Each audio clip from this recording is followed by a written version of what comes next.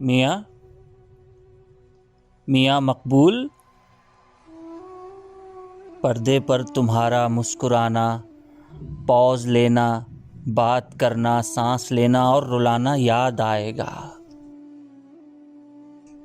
तुम आंखें घुमाकर धड़कनों को रोक लेते थे।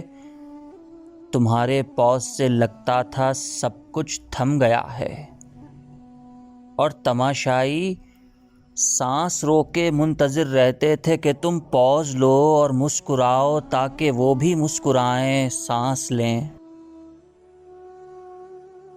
बिल्लू हो या डीडे हो, स्लमडॉग हो या पीकू हो, हैदर हो, मदारी हो, तमाशाई तुम्हारी सारी फिल्मों में तुम्हारे साथ जीते और मरते थे।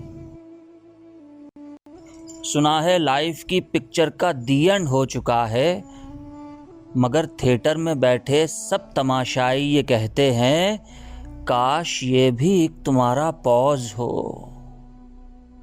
काश ये भी एक तुम्हारा पॉज हो कि तुम आंखें घुमाकर पॉज लेकर सांस लो और मुस्कुराकर बोलो, हमारो नाम है सूबेदार पान सिंह तोमर और तुम हो हमारी पकड़, कहो हाँ।